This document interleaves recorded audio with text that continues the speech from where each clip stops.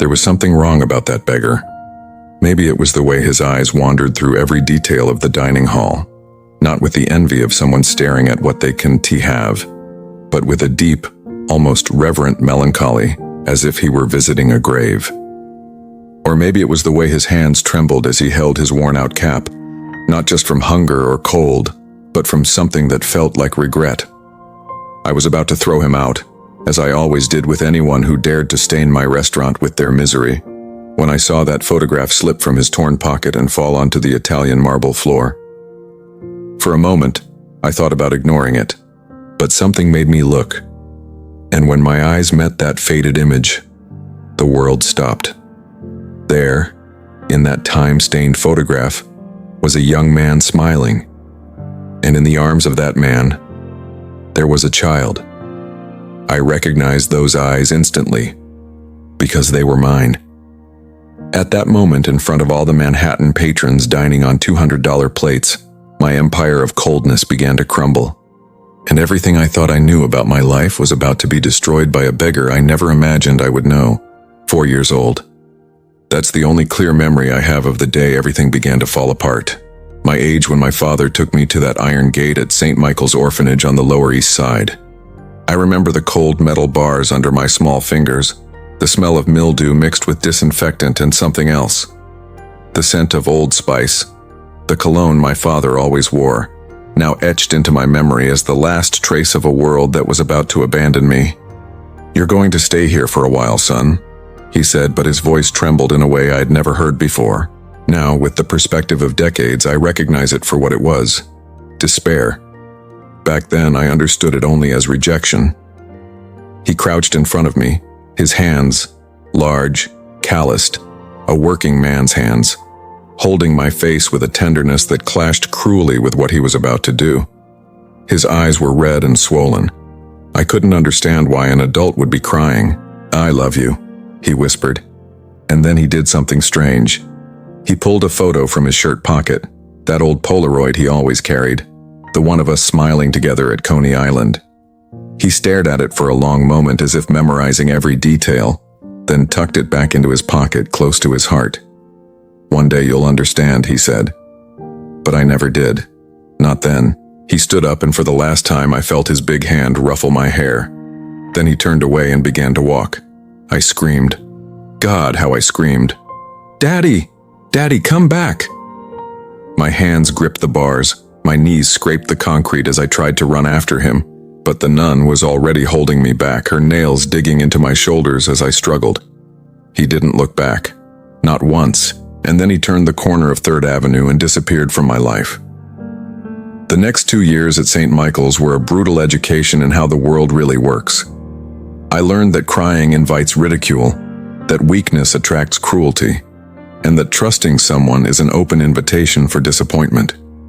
The other children carried their own pain, and many dealt with it by spreading it around. I became quiet, watchful. I built walls so high around my heart that even I could no longer see over them. That's how Richard and Catherine Aldridge found me in 1987. A 6-year-old boy sitting alone in the corner of the courtyard, during what the other orphans cynically called the adoption fair, where well-dressed adults wandered among us as if picking out produce at a market. "Why are you sitting alone?" Catherine asked, kneeling beside me in a blue dress that probably cost more than all the clothes in the orphanage combined. "Because I want to," I answered, not looking at her. "Ah." She didn't seem offended. "I used to like being alone too when I was a child. Want to know why?" I shook my head no, but she went on anyway. "Because I thought that if I didn't let anyone in, no one could ever hurt me again." She paused. It worked for a while, until I realized it also meant no one could ever love me. For the first time in 2 years, something cracked inside my chest. Richard joined her, his temples graying, his eyes kind. He didn't try to convince me of anything. He just held out his hand and said, "We're opening a restaurant. It'll be small at first, but one day it'll be something special. Would you like to help us make it special?" I stared at that outstretched hand for a long time. Then, slowly, I placed mine in his. The Aldridges didn't just adopt me, they resurrected me. Their apartment on the Upper West Side became my first real home, full of laughter, debates about spices and sauces, and the constant smell of something wonderful cooking in the kitchen. Richard had started from nothing. The son of Irish immigrants, he worked as a dishwasher at 14 and climbed every rung of the culinary ladder through sheer determination and talent. Catherine, on the other hand, came from old Boston money, but had fallen in love with the stubborn cook who could turn simple ingredients into small miracles. Together they shared a dream, to build not just a restaurant but an experience, a place where food was love transformed into art. A restaurant is more than food, David, Richard would tell me as I watched him work in the kitchen of our first place, a modest spot on 52nd Street they called Aldridge & Son, the son being me, even before the adoption was finalized. It's about making people feel at home, about dignity. Everyone who walks in here deserves to be treated as if they're the most important person in the world. I absorbed every word like scripture. Catherine taught me the business side, numbers, management, how to read people. The secret isn't just in serving good food, David. It's understanding that every person who walks through that door has a story. Respect that. Throughout my teenage years, Aldridge & Son grew. Word of mouth spread. Critics started showing up. In 1995, we moved to a larger space in Midtown. In 1998, we earned our first Michelin star. I was 17 when Richard took me for a walk through Central Park and said, "All this will be yours someday. Not because you're our son, though you are in every way that matters, but because you understand what we're trying to build. You know it's not about money, it's about legacy. I won't let you down, I promised." "We know," Catherine said, linking her arm through mine. "You never could." But as I would later learn, fate has a cruel sense of humor. 25 years old. That was my age when I received the call that would change my life for the second time. I was in Boston, taking an advanced hospitality management course at the university, when my phone rang at 3 in the morning. "Mr. Aldridge?" The voice on the other end was professional, too careful. "A police officer. This is Sergeant Morrison from the New York Police Department. I need you to come home immediately." The accident had been quick, they said. A head-on collision on the Taconic State Parkway, while Richard and Catherine were driving back from a weekend in Rhinebeck. A drunk driver had crossed the median. They didn't feel any pain, they insisted, as if that made any difference. I felt nothing during the funeral. Literally nothing. I just stood there, wearing the suit Richard had helped me pick out 3 months earlier, listening to people who barely knew them talk about God's plan and a better place. And all I could think was, again. It's happening again. First, my biological father had left me. Now my adoptive parents were gone. The universe's message was clear. Love is only the waiting room before loss. After the funeral, I went back to the empty apartment on the Upper West Side and found the letter Catherine had left for me, hidden in her nightstand drawer. "Dear David, if you're reading this, it means Richard and I are already gone. I can't imagine the pain you must be feeling right now, my son, but there's something important you need to know. You were not abandoned. You were loved. Every day we spent with you was a gift we never deserved, but we were grateful for until our very last breath. The restaurant is yours now. The empire is yours. But more importantly, the choice is yours. You can let our death harden you, or you can let it remind you why we started all of this in the first place. To create a place where people feel valued. Don't let pain turn you into someone who forgets that everyone is fighting their own battles. With all our eternal love, Catherine and Richard." I read that letter once. Then I folded it carefully, put it back in the envelope, and stored it in a drawer I never opened again. Because Catherine was wrong. I had been abandoned. Twice. And I had learned the lesson. Over the next 20 years, I turned Aldridge & Son into an empire. I opened 3 new restaurants in Manhattan, 2 in Los Angeles, 1 in Miami. Our flagship in Midtown had 3 Michelin stars and a 6-month waiting list. Celebrities lined up. Politicians begged for tables. I appeared in Forbes, Fortune, Food and Wine. David Aldridge. The young prodigy who transformed his parents' humble legacy into a culinary empire worth $85 million. But what the magazines didn't know, what no one knew, was that every dollar earned was just another brick in the wall I was building around my heart. I didn't have friends, I had business contacts. I didn't have relationships. I had convenient transactions that ended before any real emotion could surface. And my employees?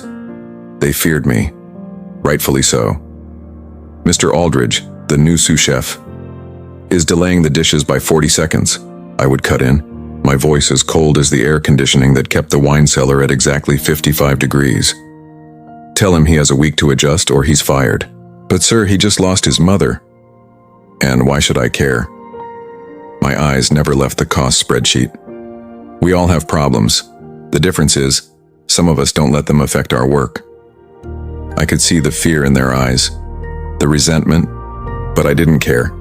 Fear was just misunderstood respect, I told myself. The waiters knew that a fake smile or the smallest mistake could lead to public humiliation in the middle of service.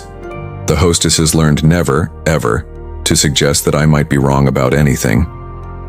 And the kitchen staff, well, our turnover rate was legendary in the industry. You're becoming exactly what your parents would have hated. My general manager Thomas once had the courage to tell me in 2022, after I fired 3 people in 1 week. My parents are dead, I replied flatly. And this restaurant is more profitable than ever. Statistics don't lie, Thomas. Feelings do. He didn't last 3 more months. I convinced myself that I was honoring the Aldridge legacy by turning the business into a financial powerhouse. But the truth I buried deep every night while drinking $500 whiskey alone in my $10 million penthouse in Tribeca, was that I had betrayed everything they stood for. They built a place of dignity. I built a monument to my own fear of feeling again. It was a Tuesday night. The kind of cold November evening when the wind cut through your skin and even the hardiest New Yorkers walked a little faster. Aldridge & Son was at full capacity, all 62 tables filled with people who had paid a fortune for the privilege of dining at one of the city's most exclusive restaurants. I was at my usual post near the entrance, watching everything with hawk-like eyes, when the door opened and he stepped in. At first I thought it was a mistake. Maybe someone had the wrong address. But then I saw the determination in his stride, the way he squared his shoulders despite the torn coat and mud-streaked pants. He was a man of about 60, maybe 65, though it was hard to tell beneath the grime and unkempt beard. His face was sunburned and weathered, skin tanned by sleeping on the streets. His hands trembled, delirium tremens perhaps, or simply chronic hunger. The restaurant seemed to freeze. Conversations stopped mid-sentence. Silverware hung suspended in midair. A woman wearing a diamond necklace that likely cost more than a car brought her hand to her chest, theatrically shocked by the presence of poverty in her sanctuary of privilege. "Excuse me," the man said, his voice hoarse and hesitant. I don't mean to bother. I'm just so hungry. If you could spare a few scraps, anything you were going to throw away." He spoke softly, almost ashamed, but in the restaurant's perfect acoustics, each word rang out. It was then that something strange happened. For a fraction of a second, as his eyes swept the dining room, an expression crossed his face I couldn't parse. It wasn't simply admiration or envy, it was recognition, melancholy, as if he were seeing a ghost. "Security." My voice cut through the silence like a blade. I didn't even raise it. I didn't need to. Years of absolute command had taught me that real power does not shout. 2 uniformed guards approached immediately, their footsteps echoing on the marble floor. "Wait," the beggar said, raising his trembling hands in a gesture of peace. "Please, This is a private establishment," I said, approaching him with measured steps. My $4,000 Armani suit contrasted brutally with his rags. "You are disturbing our guests." "I understand, sir, but there is a Mission 3 blocks south. They serve dinner until 8. I suggest you go there." I could see other patrons watching, some with approval, others averting their eyes in discomfort. But no one protested. Of course not. This was the sort of place where people paid not to be reminded that poverty existed. The man looked me in the eye then, and something passed between us. Something I couldn't identify at the time. His eyes, despite the evident misery, held a keen intelligence, and beneath the layers of suffering there was something else, a sadness so deep it seemed bottomless. "Please," he whispered, his voice breaking. This place used to." He stopped, swallowing, as if the words were too heavy to carry. "Used to what?" I asked, my voice dripping impatience. But he only shook his head, defeated. "Nothing. Sorry to bother you. Take him out," I ordered the guards. They moved to grab him by the arms, but the man lifted a hand. "No need, I'll go alone." And then something happened that would change everything. As he turned to leave, his foot caught slightly. Fatigue, malnutrition, or simply the weight of a life spent on the streets. He righted himself before falling. But in the motion, something slipped from the torn pocket of his coat and landed on the marble floor with a soft, nearly inaudible sound. A photograph. It fell face up, a few inches from my polished Italian shoe. At first, I barely looked.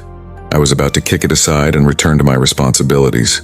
But something, maybe the way the beggar froze when he realized he had lost something, or maybe fate itself, made me lower my gaze. And when I saw that image, my whole world stopped spinning. The photograph was old. Not just old, ancient. The kind of Polaroid that was popular in the 1980s, with those white borders and colors that had faded into sepia tones. The edges were worn, as if it had been handled thousands of times.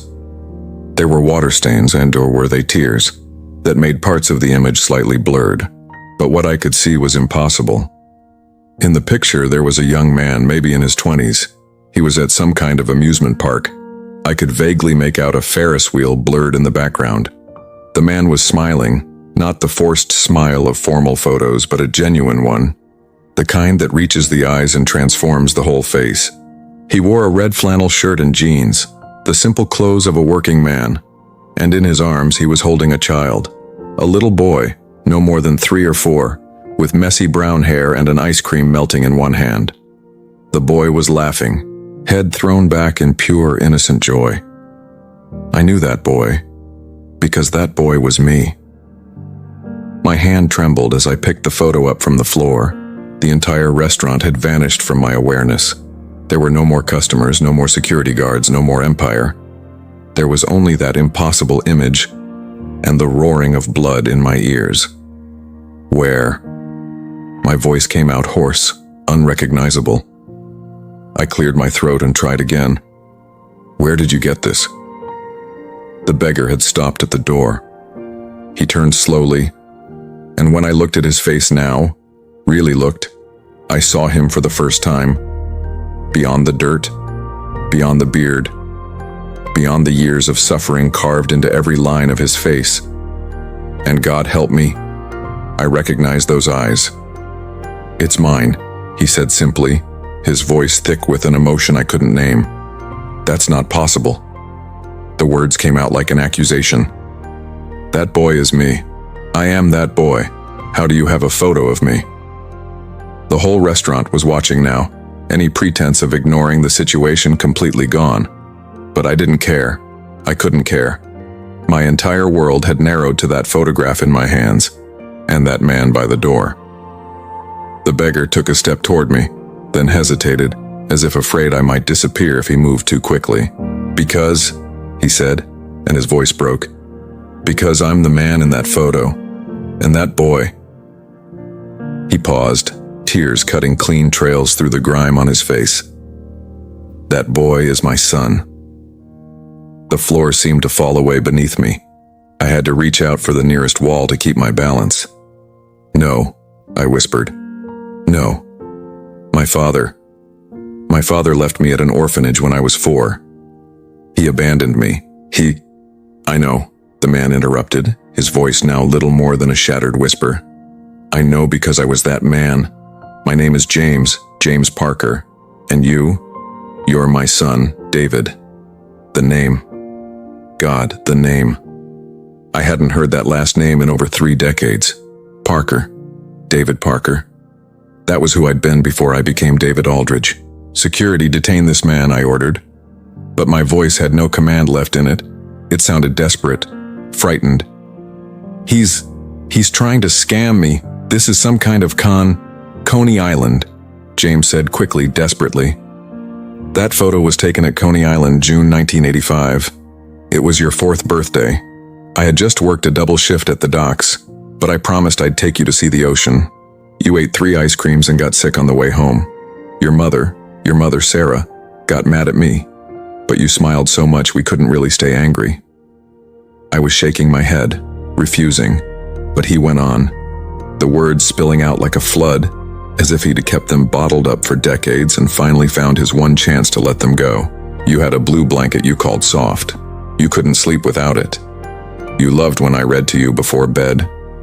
Always the same book, Where the Wild Things Are.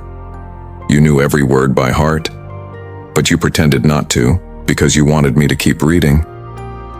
Tears burned in my eyes now. Stop, I whispered. You were afraid of thunderstorms.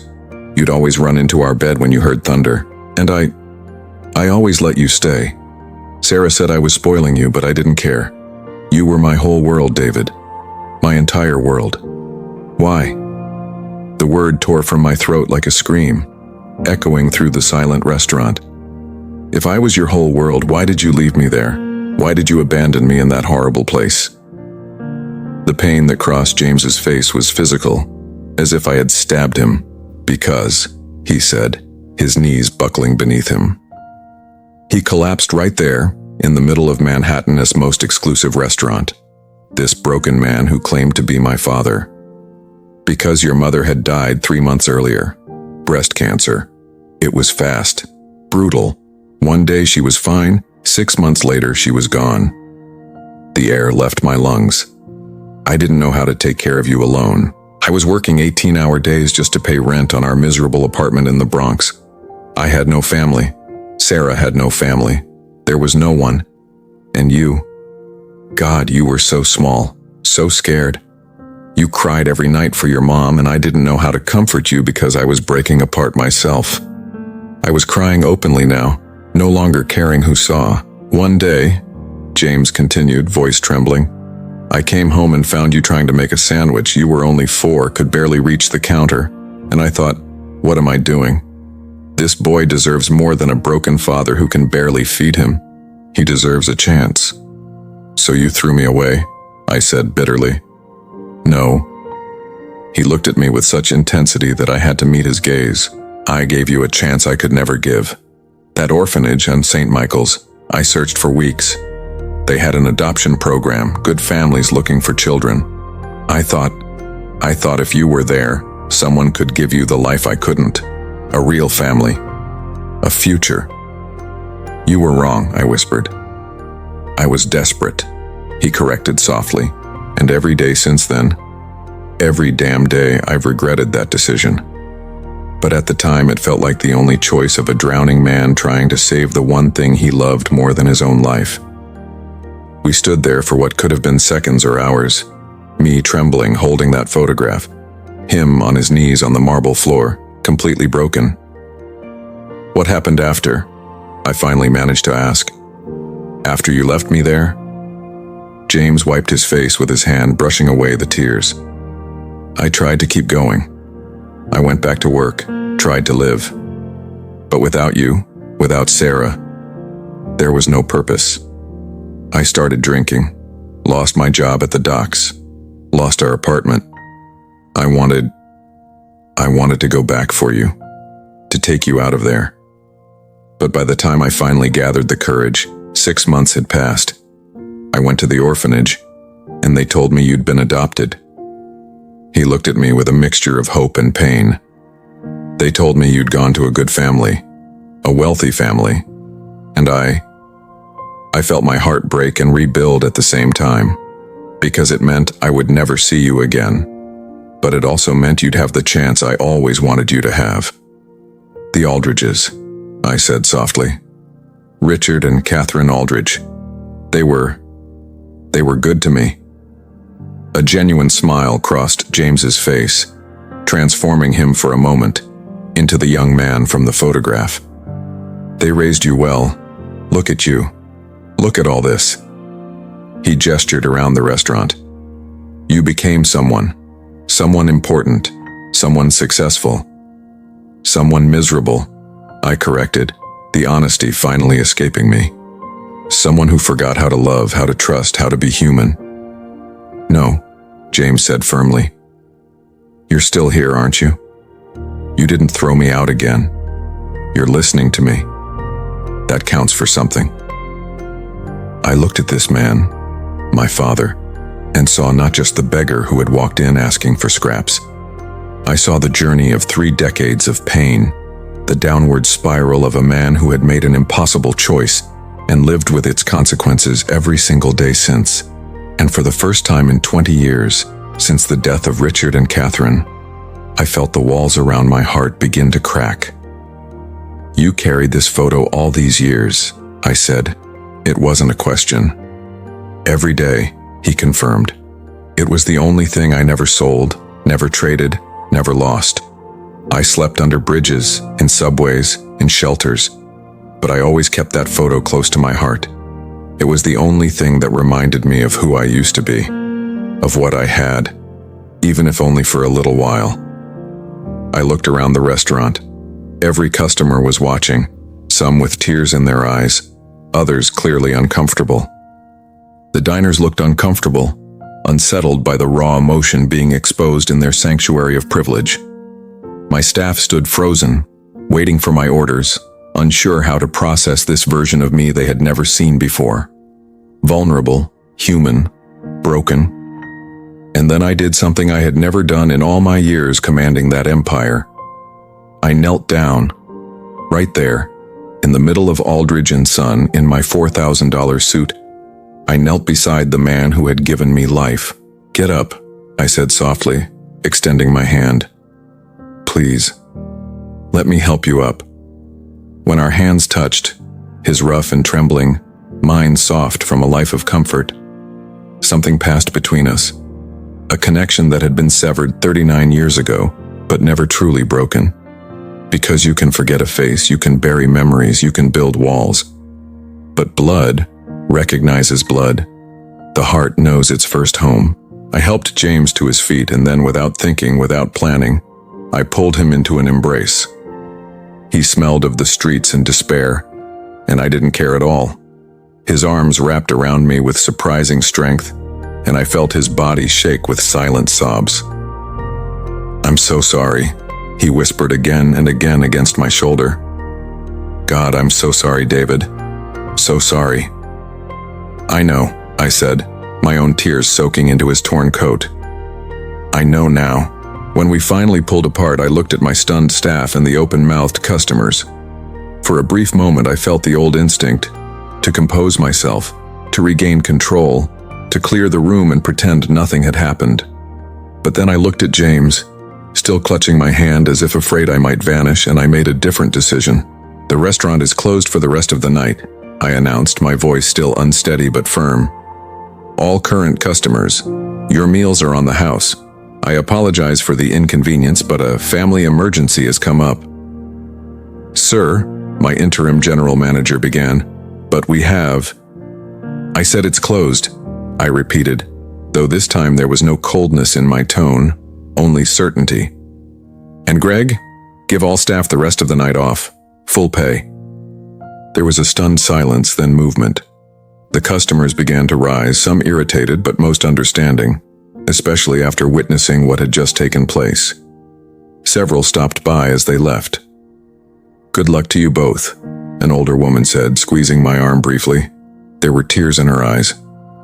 When the restaurant finally emptied, only James and I remained, alone in the space my adoptive parents had built, a place I had turned into a cold monument to my own pain. Come, I said, guiding James toward one of the private tables in the back. Sit down. Let me get you something to eat. I don't want to trouble you. Dad? The word slipped out before I could stop it, and we both froze. It was the first time I had called him that in 39 years. Please let me take care of you. His eyes filled with tears again, but he nodded and sat down. I went into the kitchen, a place I rarely entered anymore, preferring to stay out front in control. But Richard had taught me to cook when I was a teenager, and my hands still remembered the motions even after all these years. I made James what Richard used to make for me whenever I was sad or scared. A simple but perfect grilled cheese sandwich with tomato, and a bowl of homemade chicken broth that always simmered gently in our pots. Comfort food. Food that said you're safe here in a way words never could. When I set the meal in front of him, James looked at it as if it were the most precious treasure in the world. I haven't eaten something like this in... He stopped, unable to finish. Eat, I said gently, sitting across from him. There's no rush. As he ate, slowly at first, then with growing hunger, finishing the plate and accepting a second helping, we talked. Or rather, he talked and I listened, filling in the blank years of 3 lost decades. He told me about the years after leaving me at the orphanage, the downward spiral of alcohol and depression. The years living on the streets, first in the Bronx, then moving through Manhattan, always on society's edge.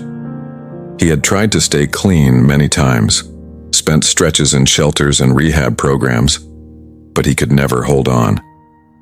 Without you, without purpose, it was too hard to find a reason to keep fighting, he admitted. I know that sounds pathetic. It doesn't, I interrupted. It sounds human. He told me how over the years he had tried to find me. He'd gone back to St. Michael's several times, but they couldn't, or wouldn't, give out information on closed adoptions.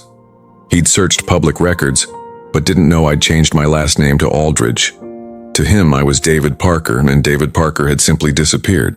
And then about 3 years ago, he said, I was sleeping near Madison Square Park and saw a discarded newspaper. It had an article about fine dining in Manhattan, and there was a photo of you. I recognized you instantly, even after all these years. Your eyes. You have your mother's eyes. My chest tightened at his words. The article said you were David Aldridge, heir to the Aldridge Empire. And I didn't know what to do with that information. I was so proud, so happy that you'd made it, that you had the life I always wanted for you. But it also meant there was no place for someone like me in that life. Why did you come here tonight? I asked. Why now? After knowing where I was for 3 years, James looked down at his empty hands. Because I'm dying, David. Lung cancer. Stage 4. The doctors at the public hospital gave me maybe 6 months, probably less. And I thought I couldn't die without trying to see you one last time. Even if it was from a distance, I never planned to come in, never planned to say anything. I just wanted to see you, to make sure you were okay. My throat closed. You came in because you were hungry. I came in because I was desperate, he corrected. Desperate to be near you even for a moment. And when I saw you there, looking so much like the man I used to see in the mirror before everything fell apart, I couldn't walk away. I had to try to speak to you. Even if you threw me out, which you did. I'm sorry, I whispered. Don't be, he said firmly. You couldn't have known. And I looked exactly like what I am, a beggar, a nobody. Why should you have treated me any differently? Because, I said, thinking of Richard and Catherine, thinking of everything they had tried to teach me. Everyone deserves dignity.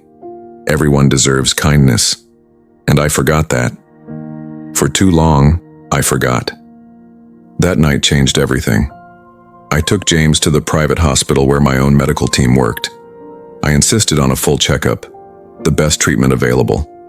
The doctors confirmed the diagnosis: advanced lung cancer spread to other organs. Curable? No. Treatable? Barely.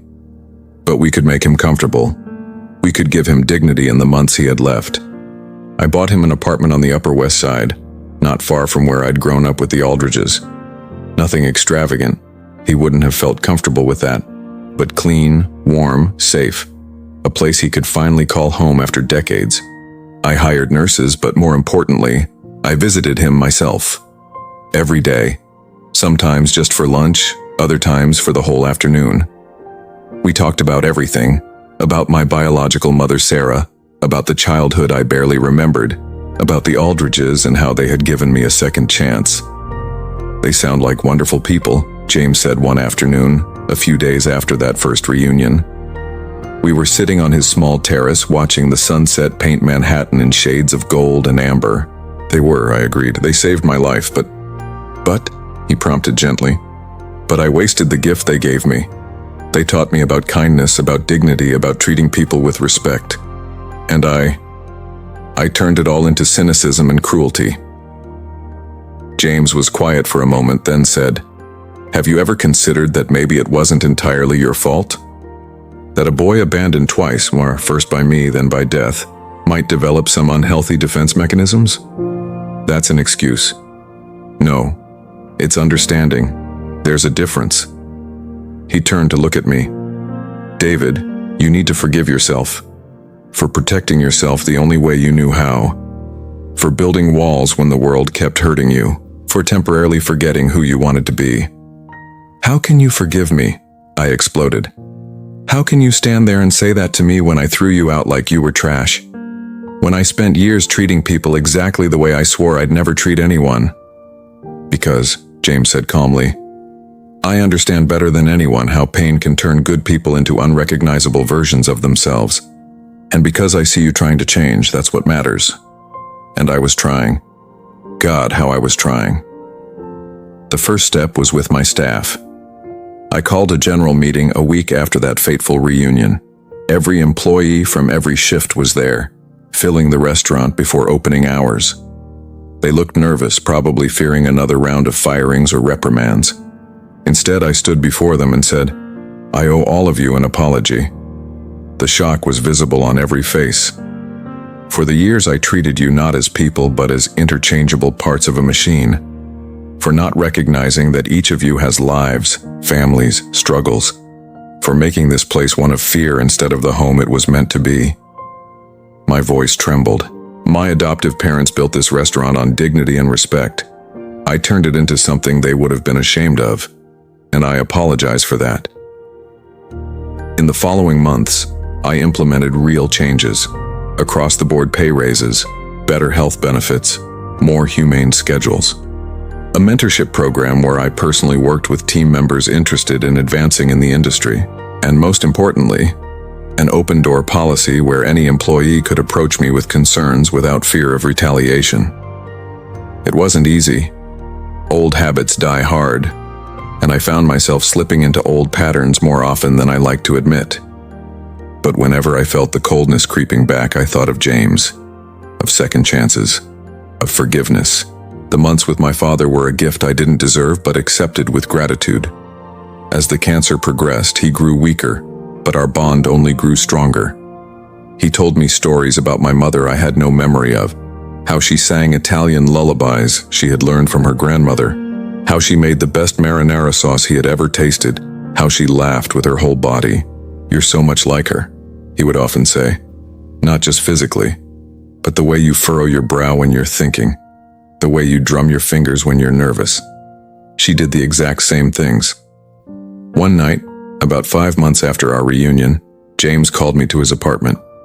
When I arrived, he was sitting in the armchair near the window, paler than usual, clearly in pain despite medication. "I need to give you something," he said, his voice weak. He reached for the side table and pulled out an old shoebox. Inside were treasures from a lifetime. More photographs of me as a child, of my mother, of moments I never knew existed. Birth certificates, a lock of my first haircut, a drawing I had made in preschool. "I saved it all," he explained. "Even when I was on the streets, even when I had nothing, I found ways to keep these things. They were all I had left of you." I cried as I went through each item, each photo, each memory of a life stolen from both of us. At the bottom of the box was an envelope. Inside was a letter, yellowed with age, in my childish handwriting at 4 years old. Really just scribbles. But James had preserved it as if it were the Declaration of Independence. "You made this for me on Father's Day," he said, 3 months before your mother died. It was the last truly happy thing before everything fell apart. The card was simple, scribbles that were meant to be flowers, and in large, crooked letters, "Dad, I love you." "I carried this with me always," James whispered. On the hardest days, I looked at it and remembered that there was a time I was someone's hero. Even if I failed you afterward, there was a moment when I was your dad, and you loved me. "I still love," I said, holding his fragile hand. "I love you, Dad, and I understand now. I finally understand." Tears streamed down his face. "That's all I needed to hear. Thank you for giving me this chance, for letting me be your father again, even if just for a short time." James passed away 3 weeks later, on a peaceful April morning. I was by his side, holding his hand as he left. His last words were, "Take care of them, David. Take care of those who have no one. Be the man I failed to be." "I promise," I whispered. The funeral was small but meaningful. Some of the nurses who had cared for him attended. Greg, my general manager, came with several restaurant staff members. And to my surprise, 3 other homeless men James had known over the years showed up, clean and wearing clothes they had clearly borrowed for the occasion. "James was a good man," one of them told me after the service. "Even when he had nothing, if someone was worse off than him, he found a way to help. He saved me from freezing to death one winter, gave me his only blanket." That was the true measure of a man, I realized. Not what he accumulated when he had everything, but what he gave when he had nothing. Today, Aldridge & Son is a different place. It is still elegant, still serves exceptional food, still attracts an elite clientele. But now, it does something more. Every Tuesday night, the same day of the week James walked into the restaurant, we close for regular customers. Instead, we open our doors to Manhattan's homeless. They enter not as charity cases, but as honored guests. They sit at our best tables, are served by our staff with the same dignity we offer anyone, and enjoy meals prepared with the same care we put into every dish. We call them James Nights, Nights of James. On the wall near the entrance, there is now a framed photograph. It's that Coney Island Polaroid, professionally restored but still retaining its worn quality. Below it, a plaque reads, "In memory of James Parker, who taught me that it's never too late to start over, to forgive, to love, and in honor of Richard and Catherine Aldridge, who showed me that family is not just blood, it's choice." I am still wealthy. I still run a successful restaurant empire. But now, when I look in the mirror, I see something different. I no longer see that abandoned boy building walls to keep the world out. I see a man who was blessed with 2 families, who experienced love in its purest forms, and who finally learned the most important lesson. We are all just one tragedy, one setback, one loss away from being in that beggar's place. And we all deserve the chance to be seen, not for our circumstances, but for our humanity. My biological father gave me life. My adoptive parents gave me opportunity. But it took an impossible reunion in a Manhattan restaurant to give me the most important thing of all, perspective. Now, I try to honor all of them every day.